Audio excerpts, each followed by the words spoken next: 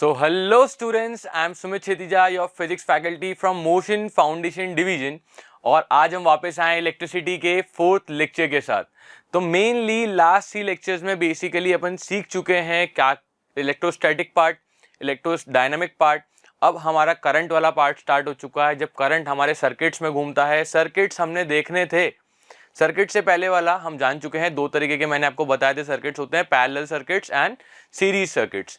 अब mainly circuits हम जानना चाहते हैं कि हमारे घर में या आसपास में या अलग अलग जगह पे कहाँ पे किस किस टाइप के सर्किट्स यूज होते हैं। तो फर्स्ट टाइप ऑफ सर्किट जो हम पढ़ने वाले हैं दैट इज सीरीज सर्किट।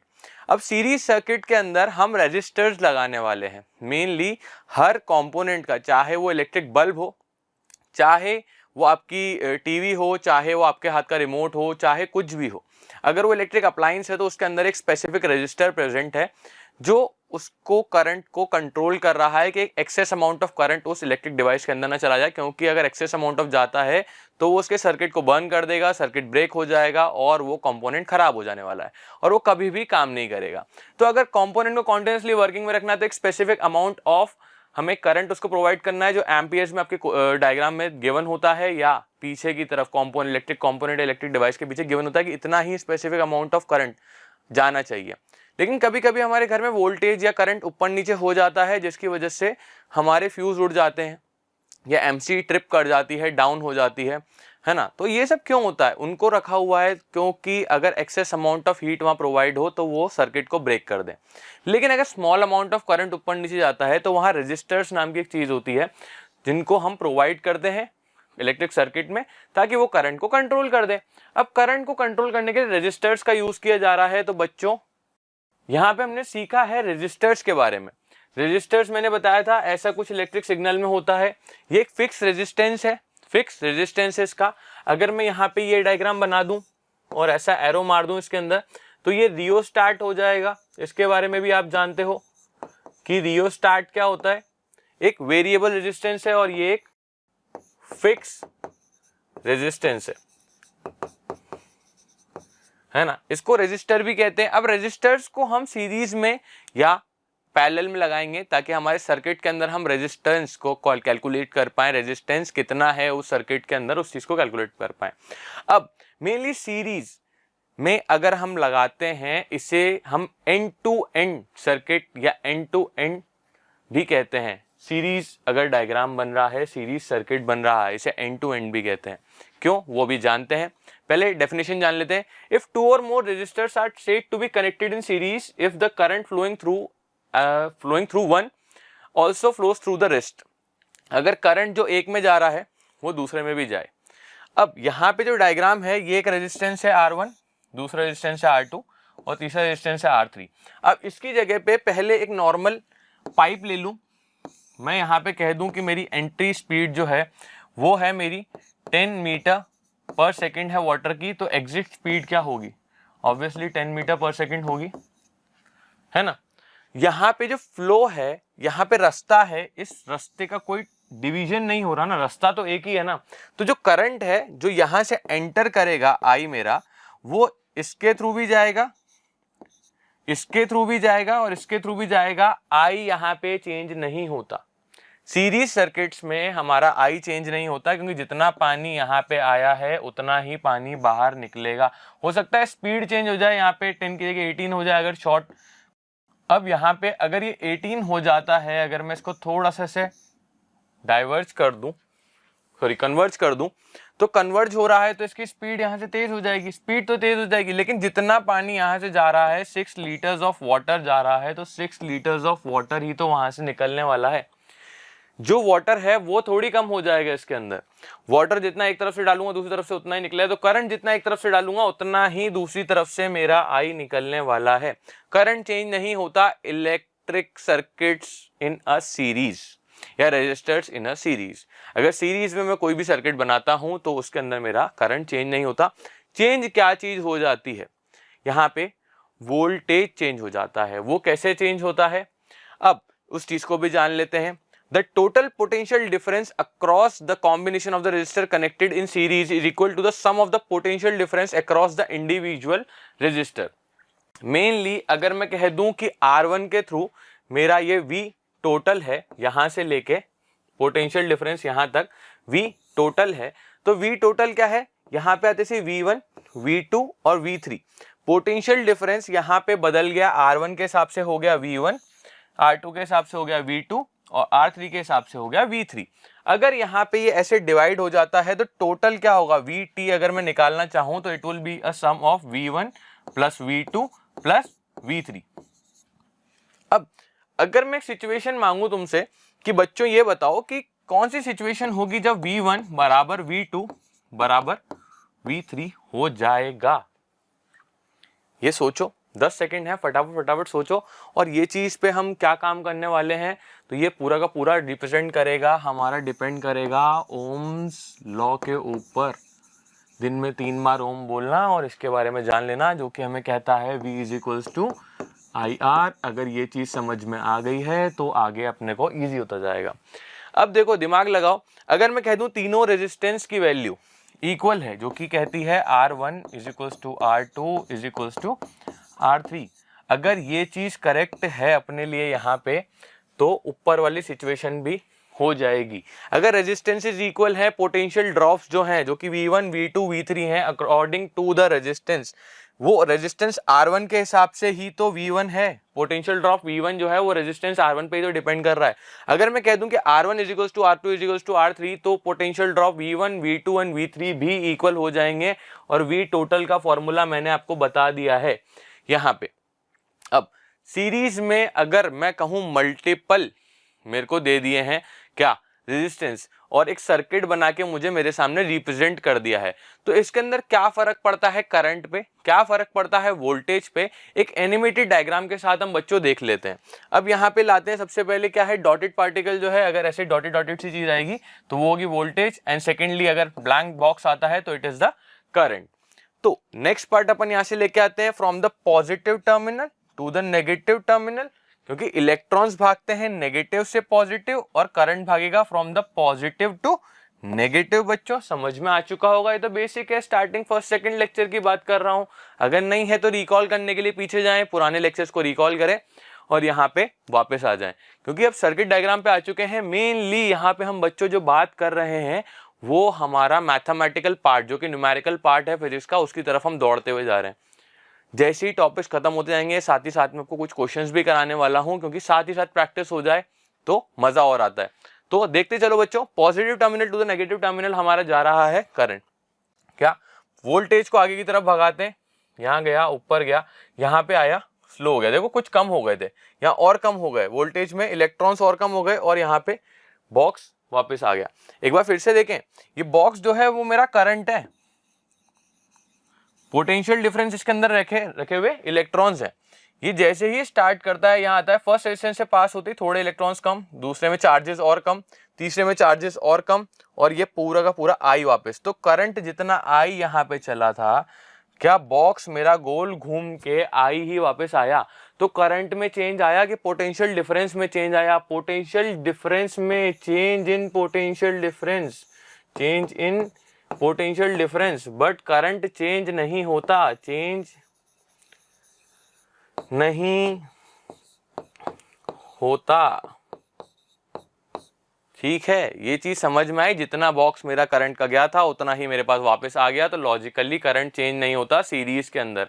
इसे एंड टू एंड कनेक्शंस भी कहते हैं, क्योंकि जहां पे एक करंट मेरा खत्म होता है, एक रेजिस्टर खत्म होता है कनेक्शन का, वहीं से मेरा दूसरा कनेक्शन चालू हो जाता है। ऐसे ही तो था पीछे वाला, ये देखो, एक रजिस्टर का कनेक्शन खत्म हुआ, दूसरा रजिस्टर चालू हो गया, यहाँ से खत्म हुआ, तीसरा रजिस्टर चालू हो गया। तो ये एंड टू एंड है, ये एंड और ये एंड। इसका एंडिंग पॉइंट इसका स्टार्टिंग पॉइंट था, फर्स्ट का एंडिंग पॉइंट सेकंड का स्टार्टिंग पॉइंट है, और सेकंड का एंडिंग पॉइंट थर्ड का स्टार्टिंग पॉइंट है। तो इसे एंड टू एंड कनेक्शंस भी कहा जाता है बच्चों। तो सोच लेना, अगर end to end connections MCQ आजकल पैटर्न हो चुका है, सर्टेन रीजन पैटर्न हो चुका है, ट्रू और फॉल्स के पैटर्न में आपके सीबीएसई का पेपर बन रहा है, तो लॉजिकली ऐसे छोटे छोटे एमसीक्यूज आपके सामने पूछे जा सकते हैं। तो ये चीज आपको पता होनी चाहिए कि हमसे क्या क्या चीजें हैं, और in depth in book questions होते हैं, बेकार से क्वेश्चन होते हैं छोटे छोटे, बट अगर आपको नॉलेज प्रॉपर है तो उनको आप आंसर दे पाओगे, नहीं तो वो छोटे छोटे बेकार से आंसरों में भी अपन नंबर खो देने की उम्मीद रख सकते हैं। तो खोने नहीं है और फटाफट सीखना है। अब अगर कॉन्टिन्यूसली, जैसे मैंने डायग्राम बनाया कि यहाँ पे 3 रेजिस्टेंस है मेरे पास ऊपर, तो अगर मैं टोटल निकालना चाहूँ आर इक्विवेलेंट या आर टोटल निकालना चाहूँ तो कैसे निकालूंगा, मेरे को ओम्स लॉ का हेल्प लेना पड़ेगा। The resistance R equivalent, EQ का मतलब है यहाँ पे equivalent resistance of the combination and is given when value is given by Ohm's law. Ohm's law क्या कहता था, V is equals to I R होता था बच्चों, मेरा यही तो था। तो अगर R निकालना चाहूं तो क्या वो V बाय आई हो जाएगा, और यहाँ पे V is equals to I R equivalent, क्योंकि I तो यहाँ पे चेंज नहीं हो रहा, वोल्टेज यहाँ पे चेंज हो रहा है, जिसकी वजह से रेजिस्टेंस चेंज होने की वजह से वोल्टेज चेंज हो रहा है। ठीक है, रेजिस्टेंस अगर इक्वल हो जाएंगे सारे मल्टीपल जो रेजिस्टेंस है तो उनका वोल्टेज भी इक्वल हो जाएगा। अब लॉजिकली देखो इक्विवेलेंट का क्या मतलब है, यह हमें हेल्प करता है कि कॉन्टिन्यूसली सीरीज के अंदर मेरे को मल्टीपल रेजिस्टेंसेस दिए हैं, जैसे कि इस डायग्राम में गिवन है R1 R2 R3, और डायग्राम के हिसाब से या कनेक्शन के हिसाब से अगर मैं कहूं कि वहां पे करंट चेंज नहीं हो रहा, करंट चेंज नहीं हो रहा, तो मैं टोटल रेजिस्टेंस को प्लस करके लिख दूं या एक रेजिस्टेंस बना दूं तो मेरा कैलकुलेशन वाला जो पार्ट होगा वो इजी हो जाएगा, बहुत इजी हो जाएगा, जिसकी वजह से मुझे हेल्प होगी मैथमेटिकल या calculative part in the physics. इस चीज को रिलेटेबल इजी सॉल्यूशंस के लिए बनाया गया था। तो इसका हम इक्विवेलेंट निकालते हैं, तो ये हमें इक्विवेलेंट क्या देता है, करंट है हमारा यहाँ पे आई, और मेजर करने के लिए कौन सा यूज करते हैं इंस्ट्रूमेंट, एमीटर। यहाँ पे इस चीज को फटाफट देखते हैं, नया डायग्राम क्या बनेगा, टोटल आर इक्विवेलेंट। अब सर आपने तो बता दिया R equivalent is equals to R1 R2 R3 को इकट्ठा करके बना देंगे, पर इकट्ठा करके कैसे रखेंगे, तीन चीजें हैं, आलू बैगन और कुछ तो भी एक वेजिटेबल और है, तो इन तीन चीजों को इकट्ठा कैसे करना, मेजरिंग करने के लिए भी तो या ऐड करने के लिए भी तो कोई चीज डिवाइस होना चाहिए या कोई अपना प्रोसीजर होना चाहिए। अब उस प्रोसीजर के ऊपर अपन बात करने वाले हैं बच्चों। मेनली क्या प्रोसीजर होता है उस चीज के बारे में बताने वाला हूं। जैसे कि तीनों रेजिस्टेंस के अंदर आई सेम था, वो आर इक्विवेलेंट के अंदर भी आई सेम होने वाला है, करंट में चेंज नहीं आता, पोटेंशियल डिफरेंस में चेंज आता है। बार बार बोल रहा हूं, दिमाग में डालने वाली बात है, इजीली एमसीक्यू आ सकता है, सीरीज में क्या चेंज होता है और पैरेलल में क्या चेंज होता है, क्या नहीं होता, तो फटाफट लिख लो, नोट फटाफट और बना चलो। अगर मेरे को थोड़ी स्पीड ज्यादा लग रही है मेरी, तो आप वीडियो को पॉज करके क्या वीडियो में पीछे जाके भी वापस आप रिसाइट कर सकते हो उस चीज को, ठीक है, कोई परेशानी की बात नहीं है। वैसे स्पीड नॉर्मल ही है, बेसिक बेसिक बच्चों वाली बातें कर रहे हैं, तो उस चीज के साथ हैप्पीली हम आगे बढ़ते हैं। क्या चीज है, रजिस्टर इन सीरीज। अब रजिस्टर इन सीरीज के साथ अगर अपन बात करें बच्चों, यहाँ पे the potential difference V1 V2 and V3 across the resistor R1 R2 and R3 respectively are given by. ठीक है भाई, तो कैसे गिवन होते हैं, हमको ये चीज ऐसे गिवन होती है, V1 V2 V3 potential difference है, R1 R2 R3, ये ऐसे रेजिस्टेंस गिवन है। पीछे हमने बात करी थी ओम्स लॉ की, किसकी, ओम्स लॉ की। ओम्स लॉ हमें क्या कहता है, V is equals to I R. आई तो बच्चों जैसा मैंने आपको बताया कि आई यहाँ चेंज नहीं हो रहा, रेजिस्टेंस चेंज हो रहे हैं, R1 R2 और R3, और V1 V2 और V3। यहाँ पे तीन तरीके से हमारा पोटेंशियल डिफरेंस चेंज हो रहा है, तो आई तो चेंज हो नहीं रहा, यहाँ पे R1 के वजह से V1 आ रहा है, आई R2, और this would B I R3। अब टोटल अगर मैं यहाँ पे पोटेंशियल को प्लस करने की कोशिश करूं, जो कि मेरा VT था, और VT का सम मैंने आपको बताया था कि अगर जितने इसमें पोटेंशियल ड्रॉप्स हैं, जैसे इसमें 3 ड्रॉप्स हैं, पोटेंशियल 1, पोटेंशियल 2 एंड पोटेंशियल 3, इनको प्लस कर देने का, सिंपल सी बात कर रहे हैं। तो V टोटल अगर मैं निकालने की बात करूं तो it would B V1 plus V2 plus V3, and अगर मैं इन वाली इक्वेशंस का, पुरानी इक्वेशंस का हेल्प ले लूं तो it would be equals to I R1 plus I R2 plus I R3। अगर यहाँ पे करंट चेंज नहीं हो रहा तो I कॉमन आ जाएगा, and it would B R1 plus R2 plus R3। यहाँ पे V टोटल का मतलब क्या है, V टोटल का मतलब भी तो यही है ना, तो यहाँ पे भी मैं लिख सकता हूँ V टोटल और I R, और R यहाँ पे कौन सा है, इक्विवेलेंट है, कि भाई R टोटल कितना है या R इक्विवेलेंट कितना है, इक्विवेलेंट रेजिस्टेंस कितना है, तो यहाँ से I कट जाएगा और R इक्विवेलेंट की वैल्यू आ जाएगी बच्चों आपके पास R1 plus R2 plus R3। तो सीरीज में बच्चों अपने को इजीली समझ में आ गया, जितने रेजिस्टेंस हमको प्रोवाइडेड हैं उनको लॉजिकली हमको क्या करना है, कॉन्टिन्यूसली प्लस कर देना है, ऐड कर लेना है, और ऐड करने पे अपने को इक्विवेलेंट रेजिस्टेंस की वैल्यू आ जाती है। अब ये तो था 3 मैंने रेजिस्टेंस लिए इस डायग्राम के हिसाब से, लेकिन अगर आर इक्विवेलेंट मांगा जाए nth नंबर तक, मतलब 4 लो या 400 लो कोई फर्क नहीं पड़ता, लॉजिकली प्रोसेस सही है, nth नंबर 40 हो सकता है, 400 हो सकता है, 5000 हो सकता है, 99 हो सकता है, कोई भी नंबर nth नंबर है। मैथ्स में समझ एपी जीपी पढ़ाई होगा तो उस चीज से रिलेट करते हुए nth नंबर तक की बात करते हैं। और जिनको हाँ SNth का फॉर्मूला आता है वो नीचे वो भी डालो, मैथ्स में, मैथ्स भी अच्छी आती है मेरे को, तो वो भी नोटिस करेंगे, ये तो मैथ्स वाली मैम से चेक करवाएंगे। ओके, तो यहाँ पे आगे बढ़ते हैं, ये फॉर्मूला नोट डाउन कर लो कि अगर इक्विवेलेंट रेजिस्टेंस निकालना है सीरीज में तो ये फॉर्मूला है, and dot dot dot till RN, कि भैया जहां तक रेजिस्टेंस गिवन है उनको इजीली ऐड कर लो, सीधे सीधे ऐड कर लो, तो सीरीज में काम आता है S for series, S for सीधा सीधा, और सीधा सीधा ऐड कर लो। अब लॉजिकली इनके ऊपर एक दो क्वेश्चंस करने की बारी आती है, साथ साथ टॉपिक खत्म हुआ है, साथ साथ फटाफट क्वेश्चन करते हैं, मजा आने वाला है, फटाफट से कर लेते हैं। पहले क्वेश्चन जानते क्या कहता है, find current which is passing through the battery, also find potential drop in each resistance. तो ठीक है, फटाफट क्वेश्चन को बोला साइड में हट, मैं सॉल्व करके दिखाता तेरे को। तो ये आता है आंसर, करंट निकालना है तो सबसे पहले ओम्स लॉ जो कि कहता है V is equals to I R, current निकालना है जो कि कहता है I is equals to V by R. ठीक है, ये आ जाएगा। V क्या मेरे को पता है क्या, जितना है, तो इसको 60 लिख देंगे बच्चों।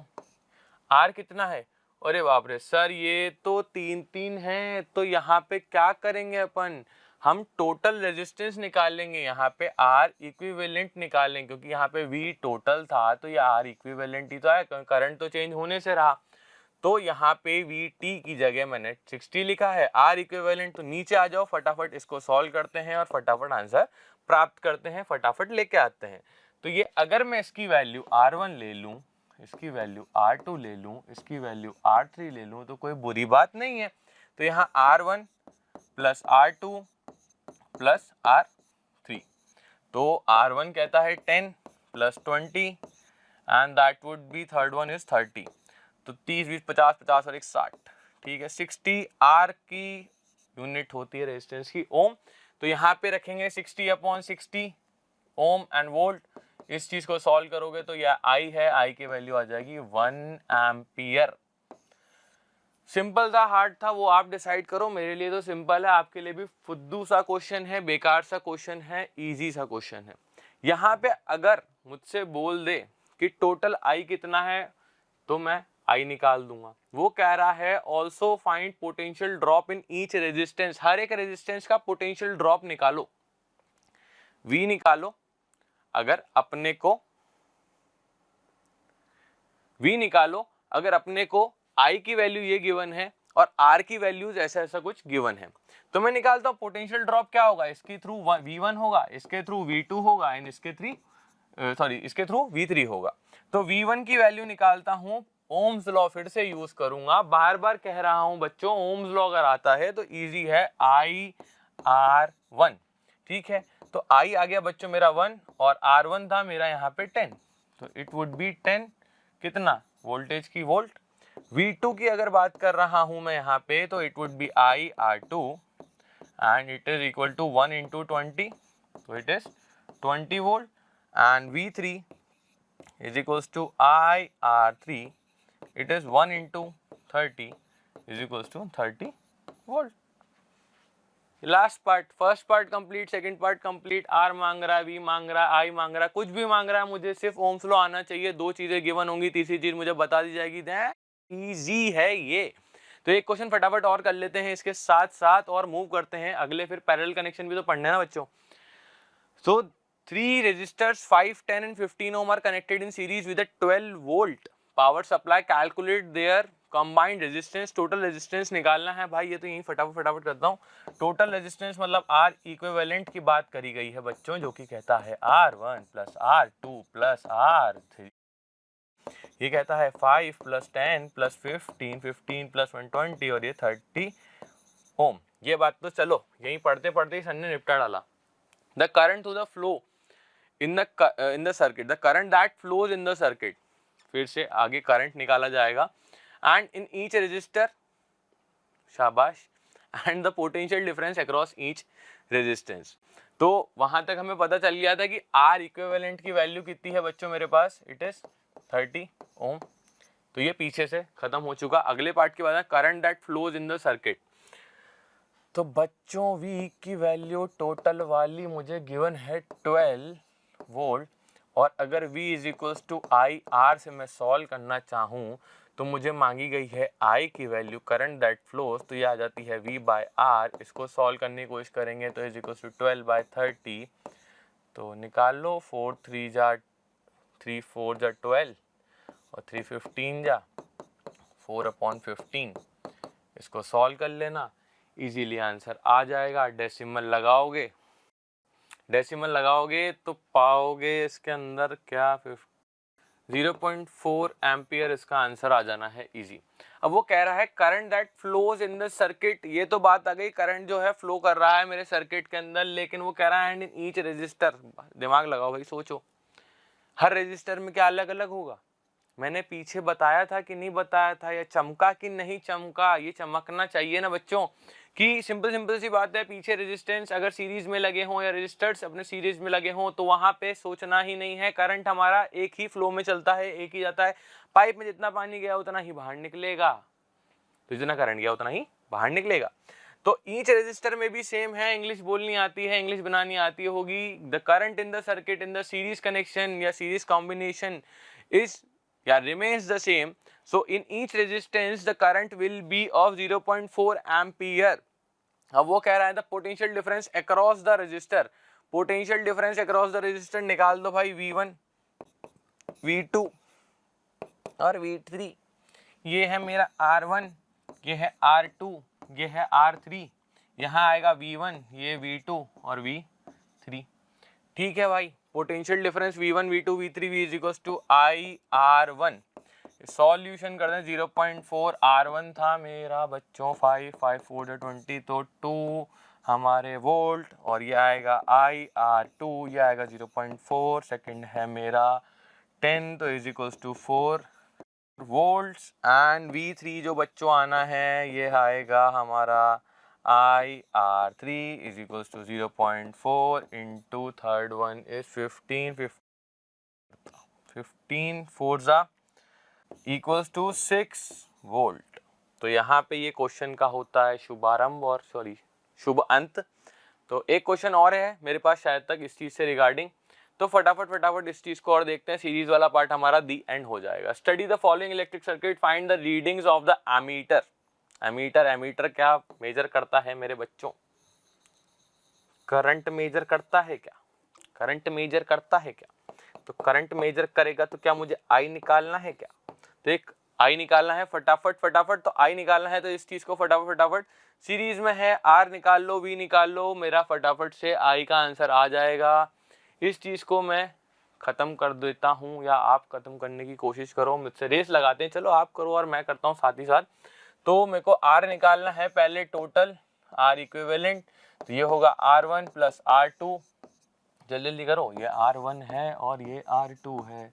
तो यहाँ पे R1 मेरा है 4 प्लस 2, यहाँ पे आया 6 ओम बच्चों। और मेरे को पूछा गया था the ammeter I is equals to V by R, V is equals to IR होता है। एक स्टेप मैंने स्किप कर दी है, सोचने की बात नहीं है। V मुझे गिवन है 3 और यहाँ पे मेरे को R गिवन है 6 is equals to 1/2 and it is equals to 0.5, current है तो एम्पियर। अब वो कह रहा है the readings of the voltmeter. ये फर्स्ट पार्ट का एंड हो गया। सेकेंड पार्ट मेरा बच्चों ये कहता है वोल्टमीटर कहाँ लगा है? ये लगा है सिर्फ 2 ओम वाले रेजिस्टेंस के ऊपर। तो V is equals to IR, voltage निकालना है, करंट हर जगह सेम है, रेजिस्टेंस की वैल्यू 2 दे रखी है, 5 2 10 और 1 वोल्ट मेरा आंसर हो गया। ये और ये आ गया आंसर। तो मैं सोचता हूँ, होप करता हूँ आपको सीरीज वाला कनेक्शन पूरा का पूरा समझ में आएगा, रेजिस्टर्स इन सीरीज। लेकिन अब आ गए हैं रेजिस्टर्स इन पैरेलल। सीरीज में एंड करते करते वापस बता रहा हूँ, करंट चेंज नहीं होता। एंड टू एंड कॉम्बिनेशन भी कहते हैं या कनेक्शंस भी कहते हैं इन्हें, ठीक है। यहाँ पे कहते हैं पैरेलल। पैरेलल में कुछ तो चेंज हो रहा होगा, क्या चेंज हो रहा है देखते हैं। If resistors are connected in such a way that the potential difference gets applied on each of them, same potential difference है जो हर एक के ऊपर लग रहा है, पोटेंशियल डिफरेंस सेम होगा, रेजिस्टर्स तो हमारे चेंज हो ही रहे हैं। दूसरी चीज क्या बची? करंट। करंट बचा, तो करंट जो लगा था या लगेगा वो चीज चेंज हो रही है। It is said to be connected in parallel. अब यहाँ पे अगर मैं इसको फुलफिल कर दूं, बंद कर दूं, तो पॉजिटिव टर्मिनल से नेगेटिव टर्मिनल की तरफ मेरा जो करंट घूम रहा है जिसकी वैल्यू है टोटल आई, ये यहाँ इस पॉइंट पे आने के बाद, एक्स पॉइंट पे आने के बाद I1, I2 और I3 में बढ़ जाएगा। अगर एक पाइप से पानी मैंने डाला, आ रहा है मेरे घर में, पंप लगा है और उसमें मैं ऐसे करके 3 पाइप जोड़ देता हूँ जो अलग अलग जा रहे हैं, ये मेरे वाले कमरे का, ये ऊपर वाले छत का और ये पास वाले के घर में।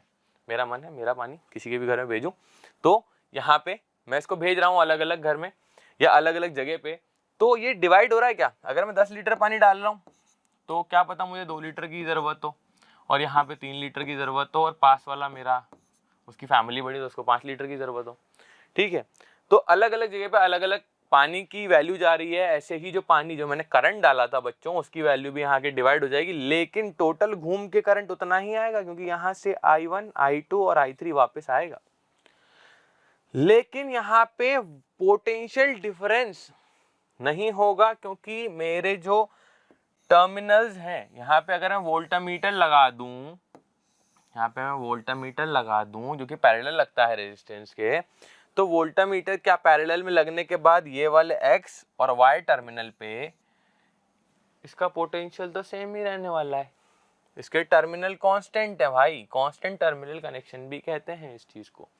ठीक है, उसमें एंड टू एंड कनेक्शंस थे, ये कांस्टेंट टर्मिनल कनेक्शंस है। यहाँ पे वोल्टेज अगर ऐसे नापा जाए तो सब में वोल्टेज जो होगा, पोटेंशियल डिफरेंस जो होगा, वोल्ट जो होंगे वो बराबर आने वाले हैं एज कम्पेयर टू जो करंट है वो बदल जाएगा। एनिमेशन की हेल्प से फटाफट सीख लेते हैं बच्चों कि यहाँ पे ये कैसे बदलेगा, क्यों बदलेगा, क्या करेगा। तो ये देखो यहाँ पे मेरे 6 चार्जेस आ गए जो कि वोल्टेज में आते हैं, और यहाँ पे मेरा क्या है पता नहीं, डॉटेड वाला जो पार्ट है वोल्टेज है और जो बॉक्स वाला पार्ट है दैट इज करंट। तो ये देखो यहाँ पे ये बॉक्स जो है मेरा, ये करंट है, अंदर 6 चार्जेस हैं जो कि मेरे वोल्टेज है। इनको आगे भगाने की कोशिश करता हूँ, यहाँ आके ये देखो रुक गए क्योंकि इनको थोड़ा सा टाइम चाहिए सोचने के लिए कि क्या मैं ऊपर की तरफ R1 की तरफ भागूं, R2 की तरफ भागूं या R3 की तरफ भागूं। तो अब इन्होंने डिसाइड किया म्यूचुअली कि नहीं हम सही तरीके से 6 पार्टी जाएंगे। वहां से charges, voltage across the terminals remain the same. अगर मैं यहाँ से वापस से वोल्टामीटर नाप दूं तो ये रीडिंग बराबर देगा from this point that is A point and to the B point. ठीक है, इजी पीजी। एंड आगे बढ़ते हैं फटाफट। ये इकट्ठा होगा, टोटल करंट मेरे को वापस मिल गया और यहाँ पे ये आ गया करंट। पोटेंशियल डिफरेंस सेम है, करंट की वैल्यू बदल रही है। पीछे मेरी करंट की वैल्यू सेम थी और पोटेंशियल डिफरेंस बदल रही थी। जो चीजें बदल रही हैं उन चीजों का कैलकुलेशन या डेरिवेशन भी जरूरी है। जैसे पीछे मैंने सीरीज वाले पार्ट का आपको डेरिवेशन समझाया, वो पेपर में आने के चांसेस होते हैं और आता ही है नॉर्मली, नहीं तो न्यूमेरिकल पार्ट में आपको हेल्प जरूर करेगा अगर आपको वो आता है तो, और अच्छी बात है।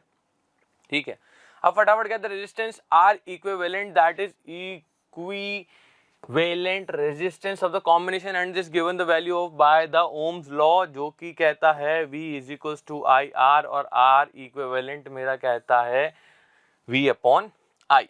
अगर यहाँ पे ये ऐसे करके 3 रेजिस्टेंस मुझे गिवन है, A और B पॉइंट के थ्रू मुझे पोटेंशियल डिफरेंस सेम गिवन है, करंट जो है पॉजिटिव से नेगेटिव की तरफ जाना है और वो आगे बढ़ेगा, तो करंट देखो पॉजिटिव से गया, नेगेटिव से वापस आया, तो इसको मैं छोटे छोटे पार्ट में ऐसे वापस एक बना के रख सकता हूँ। कैसे रख सकता हूँ, वो मेरी शक्ति है, वो शक्ति का मैं इस्तेमाल करूंगा।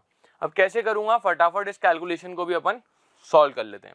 लेकिन एक बार और देख लो कि यहाँ पे क्या है, जो मेरे चार्जेस गए थे वो चार्जेस इक्वली डिवाइड होते हैं, जो चार्जेस थे वो इक्वली डिवाइड होते हैं।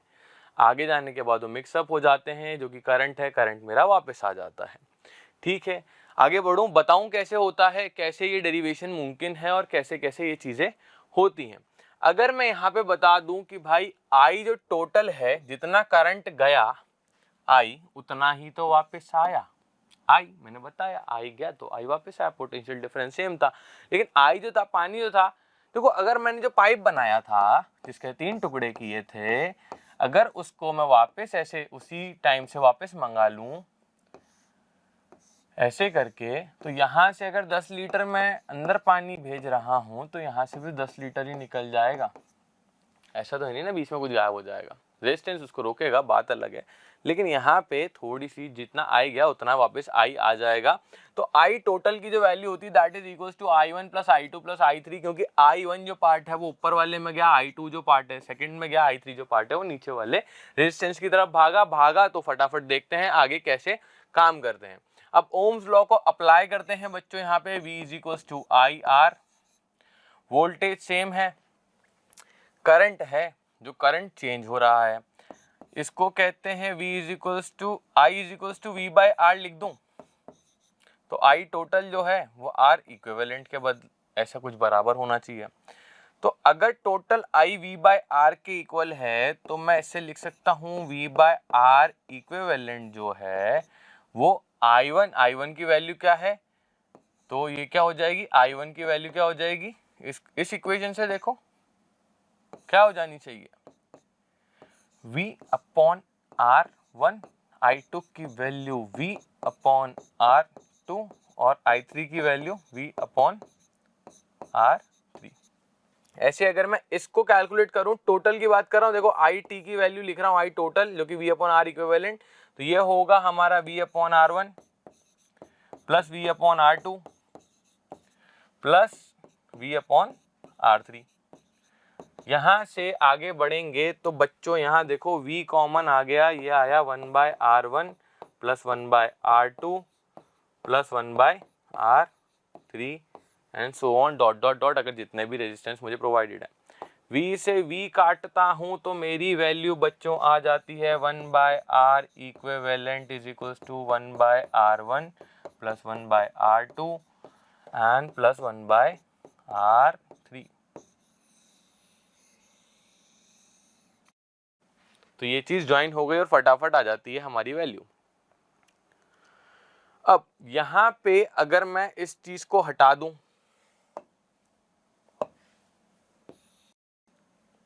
तो ये देखो इसकी वैल्यू क्या टोटली हमारे पास आ जाती है बच्चों, मैं यहां पे लिख रहा हूं 1 बाय R इक्विवेलेंट की वैल्यू आती है 1 by R1 plus 1 by R2 plus 1 by R3। ये चीज equivalent resistance of resistors in a series is R1 by R equivalent is equals to 1 by R1 plus 1 by R2 plus 1 by dot dot dot Rn। n कितना भी लो, 4 लो, 40 लो, जितना चाहे उतना बड़ा लो, अपनी मर्जी है, उतना बढ़ जाएगा जितने रेजिस्टेंस प्रोवाइड होंगे सर्किट के अंदर उतना हम आगे बढ़ जाएंगे और उसको इस तरीके से कैलकुलेट कर लेंगे। सीरीज का मतलब था सिंपल, सिंपल का मतलब था साधारण, साधारण का मतलब था प्लस ऐड कर लो, बस प्लस लगाओ ऐड करो। लेकिन यहाँ पे भी हो तो प्लस ही रहा है, लेकिन रेसिप्रोकल को प्लस कर रहे हैं। अब इसका अगर मैं छोटा सा एक ट्रिक बता दूं तो बुरा तो मानने वाली बात है नहीं, छोटी सी ट्रिक ये कहती है कि अगर यहाँ पे दो ही रेजिस्टेंस की बात करी गई है, दो ही रेजिस्टर्स की बात करी गई है, जैसे ये कहता है 1 by R1 plus 1 by R2, तो ये हो जाता है R1 प्लस R2 और LCM लेके अपन इस चीज को चेंज कर सकते हैं। तो टोटल R का जो फॉर्मूला होता है वो R1 plus R1 R2 upon R1 plus R2 हो जाता है। सिंपल सिंपल सिर्फ ये दो रेजिस्टेंस के लिए अप्लाई होता है। अगर यहीं पे मैं कह दूं कि दो से ज्यादा रेजिस्टेंस हैं तो ये अप्लाई नहीं होगा। More than 2 resistance, only for 2 resistance, resistors resistance, तो ये अप्लाई तभी होता है, नहीं तो मोर में जाके ये कैंसिल हो जाएगा। अब नीचे एक नोट वाले पॉइंट कुछ लिखे हुए हैं, उनको भी हम पढ़ते हैं और सिद्ध करके दिखाते हैं, नहीं तो ऐसा नहीं कि सिर्फ पढ़ा दिया प्रूफ करके नहीं दिखाया, वो भी देखेंगे। The equivalent resistance in a parallel connection is less than each of the resistance. जो टोटल R इक्विवेलेंट आता है वो R1 और R2 से दोनों से छोटा होता है, less than each of the resistance, दोनों से छोटा होता है। कैसे छोटा होता है वे भी बताते हैं, नीचे वाला एक पॉइंट और है वो भी पढ़ लेते हैं। When a resistance is joined parallel in comparatively smaller resistance the equivalent resistance is very close to the value of the smaller resistance. जब भी आप दो रेजिस्टेंस जोड़ते हो पैरेलल के अंदर, मेनली पैरेलल के अंदर, तो उसका जो रिजल्टेंट होगा वो क्लोज होगा किसके, स्मॉलर रेजिस्टेंस के पास। स्मॉलर रेजिस्टेंस के पास होगा। कैसे होगा वो करके दिखाता हूँ। चलो कर लेते हैं। एक रेजिस्टेंस बना दिया, दूसरा रेजिस्टेंस बना दिया। सर्किट आप बना लेना, यहाँ से कहीं से पॉजिटिव टर्मिनल से नेगेटिव टर्मिनल की तरफ भाग रहा होगा। ये 10 है, ये 1 है, ऐसा ऐसा करके। तो इसके लिए मैं डायरेक्टली ये फॉर्मूला लगा दूं, R1 into R2 whole upon R1 plus R2। ठीक है, तो 2 हैं तो ये 10 इंटू 1, R की बात कर रहा हूँ डायरेक्ट मैं, R इक्विवेलेंट की। नहीं तो वो वाला फॉर्मूला भी लगा सकते हो, कोई दिक्कत की बात नहीं है। 1 बाय R इक्विवेलेंट, सर ये वाला तो आपने करा ही नहीं। 1 by R1 plus 1 by R2, LCM ले लो, उससे भी आंसर आ जाएगा। इसका होगा 10 प्लस 1, तो ये आ जाएगा 10 अपॉन 11, जिसका आंसर आना चाहिए 0.9 ओम। नहीं तो ऐसे भी करोगे तो भी आंसर आ जाएगा 1 by 10 plus 1 by 1 is equals to, फिर से वही आ जाएगा 10 और 1 11 अपॉन 10, जो कि अब दिमाग लगाना, ये मत बोल देना सर वहाँ तो 10 बाय 11 आ रहा है, यहाँ पे 11 बाय 10 आ रहा है, मैं मुक्का मार के दांत तोड़ दूंगा। ठीक है, यहाँ पे क्या है, R 1 बाय R इक्विवेलेंट है, कि वहां पे ये नहीं सोचना है कि 10 बाय 11 आ रहा है और यहाँ पे 11 बाय 10 आ रहा है, क्योंकि 1 बाय R इक्विवेलेंट की बात हो रही है, यहाँ पे R इक्विवेलेंट की बात हो रही है। इसको रेसिप्रोकल करोगे तो फिर से 10 बाय 11 आएगा, फिर से 0.9 ओम आंसर आने वाला है। तो ये सिंपल चीजें हैं, 2 हैं तो इस तरीके से सॉल्व होंगे ऊपर की तरफ वाले फॉर्मूले से, R1 R2 upon R1 plus R2। और अगर 2 से ज्यादा हैं तो ये फॉर्मूला अप्लाई नहीं होता बच्चों। इसको इजीली अपन थर्ड फॉर्मूले, जो कि पुराना वाला फॉर्मूला था जो कहता था इस तरीके से सिद्ध होता है, वो आ जाएगा। अब हम बात कहाँ कर रहे थे, थोड़ा पीछे आ जाए। ठीक है, ज्यादा स्पीड में थे तो यहाँ पे आगे द स्मॉलर रेजिस्टेंस की तरफ। अगर 2 रेजिस्टेंस हैं और अगर पैरेलल में कनेक्टेड हैं तो जो इनका रेजिस्टेंस का आंसर होगा R इक्विवेलेंट होगा, वो हमारे स्मॉलर रेजिस्टेंस की तरफ मूव करता हुआ दिखेगा। तो 10 और 1 में छोटा कौन था, 1 था ना। तो जो मेरा आंसर आया बच्चों 0.9 ओम, ये 1 की तरफ आ रहा है कि नहीं आ रहा, सिंपल सी बात है, आएगा। तो आगे बढ़ते हैं, फटाफट आगे बढ़ते हुए हम 1-2 क्वेश्चंस को सॉल्व करने की कोशिश करेंगे। पैरेलल वाले सीरीज से थोड़े से हार्ड होते हैं तो डरने की बात नहीं है, फटाफट सॉल्व करने की कोशिश करते हैं इन क्वेश्चंस को।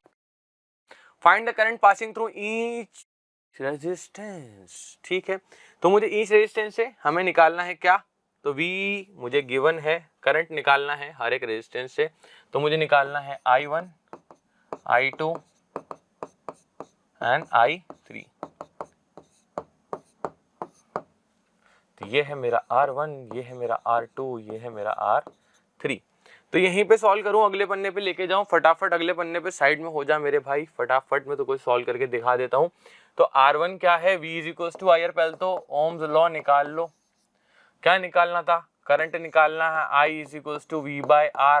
R मतलब R1, V मुझे गिवन है, V टोटल मुझे गिवन है यहाँ पे कितना 30, तो ये 30 अपॉन में R1 मुझे गिवन है 2, ये होगा 15 एम्पियर।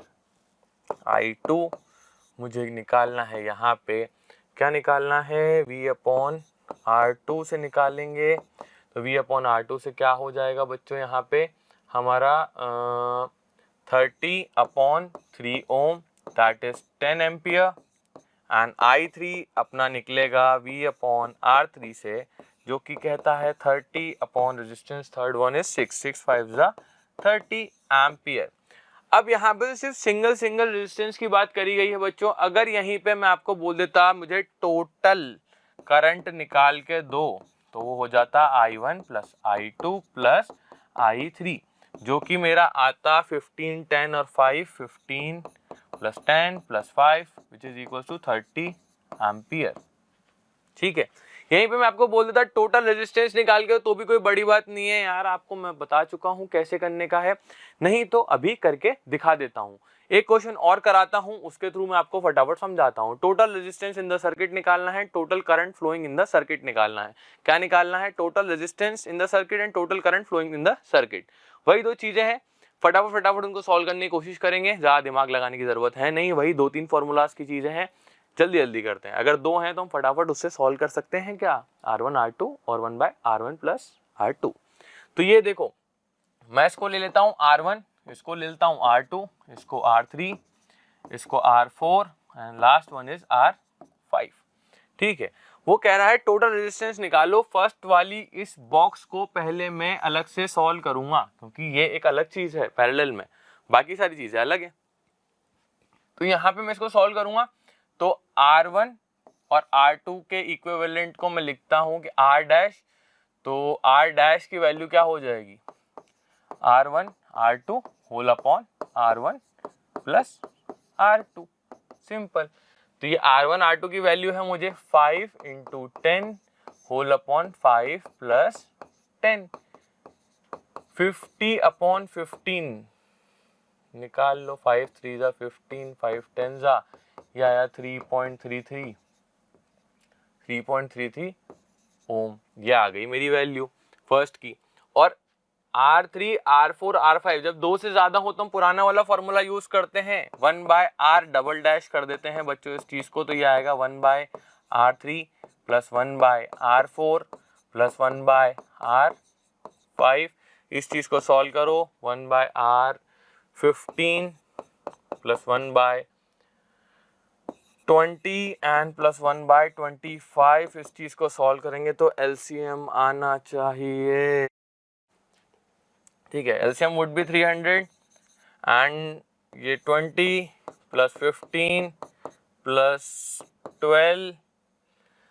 तो इस चीज को सॉल्व करते हैं तो 35 साढ़े 47/300, ये आया है 1/R डबल डैश। लेकिन मुझे क्या चाहिए? R double dash. R double dash मुझे कहता है क्या कि रेसिप्रोकल करो 300/47 ओम। इसको सॉल्व कर लेना, 24 728, तो अप्रोक्सीमेटली 6 पॉइंट या 7 पॉइंट में कुछ आंसर आना चाहिए, 6 पॉइंट समथिंग में अप्रोक्सीमेटली। 47 की टेबल है, 50 की 5 6 पॉइंट समथिंग आंसर आना चाहिए इसका। ठीक है, तो इसको आप मैथमेटिकल है, आप इजीली सॉल्व कर सकते हो। ओके, टोटल रेजिस्टेंस की बात करी गई है, तो क्या ये अगर मैं सर्किट डायग्राम फिर से बनाने की कोशिश करूं तो इन दोनों को सॉल्व करके मैंने एक रेजिस्टेंस यहाँ क्रिएट कर लिया है, और इन तीनों को सॉल्व करके मैंने एक रेजिस्टेंस क्रिएट कर लिया। तो ये और ये क्या रेजिस्टेंस हमारे, ये जो R डैश है और R डबल डैश है, क्या ये सीरीज में आ गए? तो इसका फॉर्मूला क्या होगा? R इक्विवेलेंट का मेरे बच्चों ये आएगा हमारा क्या? R dash plus R double dash, that would be equals to, इसको सॉल्व करने पे बच्चों आ सकता है, ये आएगा approximately 6.3 ohm. R1 plus R dash plus R double dash would be equals to 3.33, तो प्लस करेंगे 6.3 से तो इट वुड बी 9.63 ओम मेरा टोटल रेजिस्टेंस आ गया। अब वो कहता है total current flowing through the circuit, total current flowing through the circuit V is equals to IR, I is equals to V/R। V है मेरा 15 और सॉल्व कर लेना 9.63 से। इसका आंसर आना चाहिए, वो आएगा 15/9.63 एम्पियर। इसको सॉल्व कर लेना, इजी है थोड़ा सा, 1 पॉइंट समथिंग में 9 की टेबल में 18, 1 पॉइंट समथिंग में आंसर आ जाना चाहिए इसका। तो ये भी यहाँ पे टॉपिक खत्म हो जाता है और ये क्वेश्चन भी यहाँ पे एंड हो जाता है। देखें आगे यहाँ पे क्या आता है, ये कहता है कि अगर मेरे पास एक ऐसा सर्किट आ जाए कि वहां पे सीरीज भी हो और पैरेलल भी हो, सीरीज भी हो और पैरेलल भी हो, और मेरे पास दोनों ही ऑप्शन अवेलेबल हो कि मैं सीरीज में भी कनेक्शन कर सकता हूँ और पैरेलल में भी कनेक्शन कर सकता हूँ, तो मैं दोनों में से क्या चुनूंगा? दोनों में से क्या चुनूंगा? मान लेते हैं कि सीरीज में ये कनेक्शन है जहाँ पे एक बल्ब और एक फैन है, और यहाँ पे हमने बल्ब और फैन को पैरेलल कनेक्शन में लगाया है। तो घर में कौन से अप्लायंसेस जो होते हैं, हमारे अप्लायंसेस जो होते हैं, ट्यूबलाइट होता है, उसका AC होता है, टीवी होते हैं, रेफ्रिजरेटर्स होते हैं, वॉशिंग मशीन होती हैं, इनको हम पैरेलल में लगाते हैं, सीरीज में लगाते हैं। सोचो सोचा, तो सोचने के बाद मेरे को यहाँ तक आवाज आ रही है कि भाई हम लगाते हैं पैरेलल में। क्यों? क्योंकि सीरीज में तो सर हमारे पास करंट जो होता है वो कांस्टेंट होता है। कांस्टेंट होता है मतलब जितना करंट इसको मिल रहा होगा उतना ही आई करंट मैं इसको दे रहा हूँ फैन को। पर क्या जितना इस बल्ब को जरूरत है उतनी ही मेरे फैन को जरूरत है। और यहाँ पे लगी हुई टीवी या रेफ्रिजरेटर या वॉशिंग मशीन जो भी लगी हुई है उनको जरूरत है क्या? और अगर मैं कह दूं कि किसी कारणवश वो चीज टूट जाती है, जो मेरा बल्ब है वो टूट गया, फ्यूज हो गया, तो आगे आने वाला कोई भी इक्विपमेंट काम नहीं करेगा। जबकि पैरेलल में बल्ब टूटने के बाद भी देखो मेरा फैन काम कर रहा है। क्यों? क्योंकि यहाँ पे अपने हिसाब से आई का कुछ पार्ट गया था और यहाँ से अपने हिसाब से आई का कुछ पार्ट गया था। टोटल तो आई था और यहाँ से भी जो मुझे मिला वो टोटल आई ही था। यहाँ पे छोटी छोटी बातें ये नजर आती हैं कि करंट चेंज नहीं होता, जबकि यहाँ पे करंट कांस्टेंट जितना है हर अप्लायंस में उतना ही जाएगा। जबकि यहाँ पे डिविडेशन हो जाता है। डिविडेशन होने की वजह से क्या होता है कि अगर सीरीज के अंदर कोई भी एक अप्लायंस खराब होने की वजह से आप अगला कोई भी अप्लायंस यूज नहीं कर सकते। अगर मैं घर में आपके सारे के सारे कनेक्शन सीरीज में कर दूं तो एक बटन से सारी चीजें चालू हो जाएंगी। कैसे? मतलब एक टीवी चालू करने के लिए मुझे AC, washing machine, refrigerator, bulb, पंखा सब चालू करना है, तब जाके मेरी टीवी काम करेगी। लेकिन यहाँ पे पैरेलल सीरीज के अंदर क्या है कि पैरेलल कनेक्शन के अंदर क्या है कि पैरेलल कनेक्शन के साथ हम फ्री हो जाते हैं कि एक पॉइंट पे, एक स्विच पे हम आराम से सिर्फ एक ही अप्लायंस पे काम करेंगे, जबकि दूसरा अप्लायंस चाहे तो वो रेस्ट पे हो सकता है। In a register connection connected in series, अगर सीरीज में कनेक्शन लगाया गया है with others is removed is failed, अगर कोई भी चीज फेल हो जाती है या रिमूव हो जाती है वहां से, the current through the register become zero, अगले चीज में वो जीरो जाएगा जिसकी वजह से मेरा पंखा काम नहीं करेगा। On the other hand if the register connected in parallel with other fails is remove, या तो जो रजिस्टर है चाहे उसकी खुद की रेजिस्टेंस भी होती है, जैसे मैंने हर चीज के बारे में बताया था, बल्ब हो, कोई भी हो, वायर हो, उसकी खुद की भी रेजिस्टेंस होती है। समझाया था ना कि अगर नहीं है तो लेंथ पे डिपेंड करती है। पहले रेजिस्टर्स नहीं तो हम लेंथ बढ़ा देते थे, तो लेंथ बढ़ाने की वजह से होता क्या था कि उसका रेजिस्टेंस बढ़ जाता था। लेकिन कॉस्ट बढ़ने की वजह से फिर क्या होता था, इशू आने लगे, तो हमने रेजिस्टर्स को डेवलप कर लिया। तो यहाँ पे बात है कि अगर यहाँ पे बल्ब ये टूट जाता है, रिमूव कर दिया जाता है, तब भी मेरे दूसरे अप्लायंस के थ्रू करंट फ्लो होगा। Current continues to flow through the other appliances और अदर रेजिस्टर्स, जिसकी वजह से हमें दिक्कत नहीं आएगी। अब ऐसा भी एक क्वेश्चन आ सकता है पेपर में जिसमें सीरीज में भी जुड़ी हुई हो और पैरेलल में भी जुड़ी हुई हो चीजें या रजिस्टर या अप्लायंसेस, तो इनको भी सॉल्व करने का फटाफट एक सिंपल सा तरीका है। इस चीज को मैं फटाफट बता देता हूं और आप आंसर जान लेंगे। तो यहाँ पे इस क्वेश्चन का आंसर ये कहता है कि सबसे पहले जो सीरीज वाली चीजें दिख रही हैं जो इजी हैं उनको सॉल्व कर लो। जैसे मुझे ये दिख रहा है कि यहाँ से देखो करंट पॉजिटिव से नेगेटिव जाता है ना, ऐसे करके ऐसे वापस आएगा। तो यहाँ से गया तो यहाँ पे आने के बाद तो बट गया, इसमें कुछ गया और इसमें कुछ और गया, कुछ पार्ट गया। लेकिन यहाँ से जो गया वो यहाँ तक कांस्टेंट चला, फिर वापस यहाँ पे जुड़ेगा ना, तभी तो यहाँ पे कुछ तो भी आएगा। अगर मान लेता हूँ आई निकला, ये I1 और ये I2, लेकिन I2 तो यहाँ तक कैरी फॉरवर्ड हो रहा था और I1 यहाँ तक कैरी फॉरवर्ड हो रहा था, और यहाँ टोटल I आएगा और यहाँ पे भी टोटल I आएगा। तो I2 इस और इस रजिस्टर को करंट सेम है, तो ये क्या ये सीरीज में है, तो मैं इन दोनों को जोड़ सकता हूँ।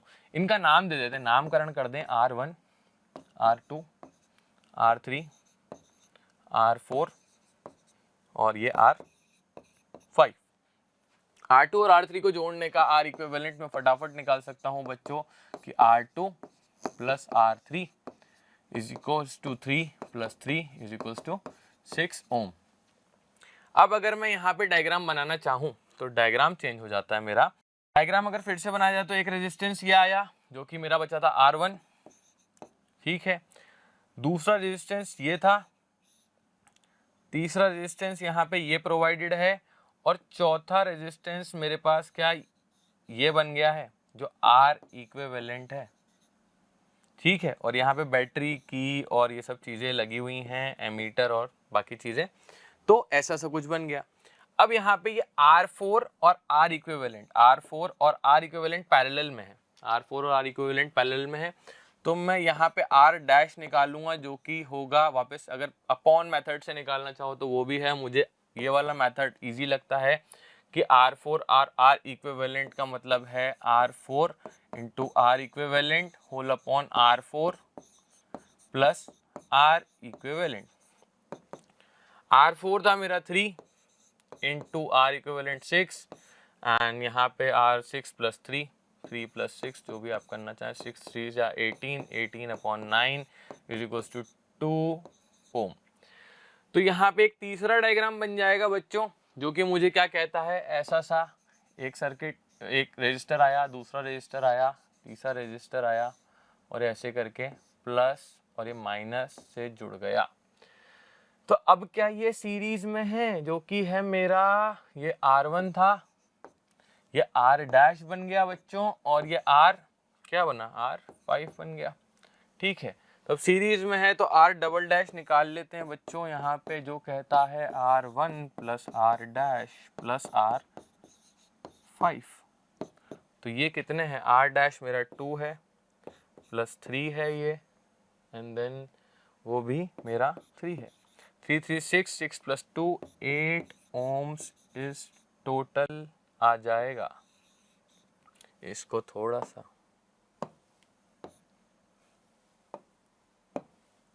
8 ओम मेरा टोटल आंसर आएगा रेजिस्टेंस का। तो यहाँ पे अपन को समझ में आ गया होगा चैप्टर के एंड, मतलब लेक्चर के एंड में आते आते, और चैप्टर का भी अबाउट टू एंड आ ही गया है, क्योंकि बस अब हीट कंडक्टिंग या heat due to electric circuits या इलेक्ट्रिसिटी और ये सब छोटा मोटा टॉपिक बचा है। तो वो लास्ट लेक्चर होगा अपना, इसके बाद वाला जो 5th लेक्चर आने वाला है। लॉजिकली अभी इस लेक्चर के एंड में आपको समझ में आ गया होगा कि सीरीज में होते हैं अगर रजिस्टर्स तो कैसे ऐड करना है, सिंपल नॉर्मल प्लस करना है। अगर पैरेलल में होते हैं तो 2 चांसेस हैं, अगर 2 रजिस्टर्स हैं तो मेरा फॉर्मूला ये वाला लग जाएगा, और 2 से ज़्यादा है तो 1/R1 plus 1/R2 dot dot dot 1/Rn तक आ जाएगा। थर्डली, अगर सीरीज और पैरेलल में मैं देखूं तो मेरे को दोनों के दोनों मिलके भी मिल सकते हैं, और मैंने उसका भी सॉल्यूशन बनाना आपको बता दिया है। थोड़ा कॉम्प्लेक्स होता है, विद प्रैक्टिस ये कॉम्प्लेक्स क्वेश्चंस भी आपको सॉल्यूशन आने इजी हो जाएंगे इन कॉम्प्लेक्स क्वेश्चन में। तो प्रॉब्लम की बात नहीं है, सिर्फ प्रैक्टिस करनी है। प्रैक्टिस किन चीज़ों की करनी है, वो भी आपको होमवर्क हमारे ऐप पे, हमारे लिंक के नीचे, मतलब इस वीडियो के लिंक में आपको मिल जाएगा। और वो बहुत तो नहीं, बहुत ईजी तो नहीं कह सकता और बहुत हार्ड भी नहीं कह सकता, एक मॉडरेट लेवल है और बहुत मज़ा आने वाला है आपको उसको करने के अंदर। और जो पेपर में आने वाले क्वेश्चन हैं उसके अंदर ज़रूर इंक्लूडेड है। तो प्रैक्टिस करें, और 90% इजी से आता है पेपर, तो एक दो क्वेश्चन पक्का उतरते हैं इस चैप्टर से। तो प्रैक्टिस करो and hoping for the good results. Thank you, goodbye, and do subscribe and follow the channel, share with your friends. Motion Foundation Division. Thank you.